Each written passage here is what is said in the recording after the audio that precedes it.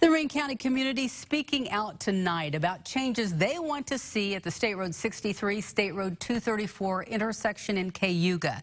Nicole Christine looked into the changes proposed and found out there's a lot of tragedy connected to that one intersection. Well, the most recent calls for change come after the death of a teen earlier this month, but there are decades of pain associated with the 63-234 intersection, and community members say enough is enough. At the intersection of State Road 63 and State Road 234 in Vermillion County, traffic lights flash yellow and red for drivers. 3 miles down the road, Tom Harms is thinking about his 3 children. Well, kids like to go camping, fishing and stuff, and I like having their friends over and play. And the day the wreck happened, I work on a guy's car out here. My youngest wanted to go to the park, watch the go-kart track. The Harms children, ages 17, 15, and 12, were then involved in a wreck at the 63-234 intersection.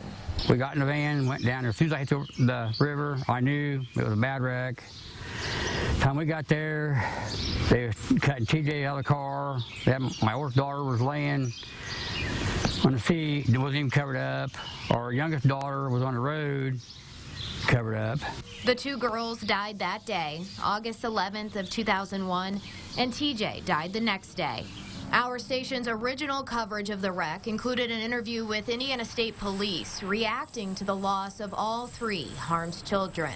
It's very sad, and especially sad when you realize that it's, an entire family almost, when all the kids of somebody's family have been killed.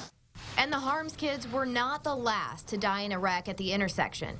Data from the Indiana Criminal Justice Institute shows there have been more than 100 wrecks at the intersection since 2000, the latest resulting in the death of 16-year-old Cameron Chevron on May 11th.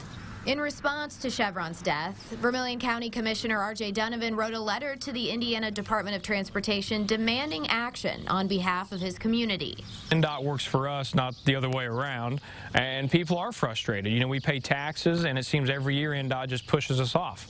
We'll do this, and then yet we cringe every time we hear a crash at this intersection, and INDOT, we send out our thoughts and prayers, and yet we don't see no meaningful change. So what would constitute meaningful change in Donovan's eyes? Taking out the bridge to grade, I think, would help. I ultimately think a stoplight would help. The state will say that we're putting lights up to light up the intersection. Well, that's great if all the crashes happen at night, which they haven't. Tom Harms agrees that a stoplight should be installed and also wants to have the speed limit changed. Before you hit that bridge, before you hit the school, with 55. That shouldn't be allowed. At this time, INDOT representatives say a stoplight can't legally be put in at the intersection as the traffic flow doesn't meet state requirements. It was in 2000, 2004, 2017, and 2022. So in each of those 4 studies, no hour at any point of the day met those minimum requirements at that intersection. State Representative Alan Morrison says talks are scheduled between several local and state leaders to take another look at the solutions INDOT has proposed, which include dual LED flashing stop signs on 234 and dual LED flashing intersection warning signs on 63. Before the end of this month, we will be meeting with representatives from INDOT. From my standpoint, the times that I've driven through there, and anybody who has, it's going to take more than just more flashing lights. And so we'll have that conversation.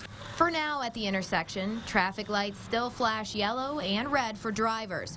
And 3 miles down the road, Tom Harms still sits and thinks about his 3 children. It's hard to come home to an empty house when you know it's full of kids. We got another date coming up this August, again, another year, being without our kids. I don't wish that on any family, the burden that they're going to have to go through. It's tragic. And there was a petition created after Cameron Chevron's death asking for changes. That petition has nearly 5,000 signatures.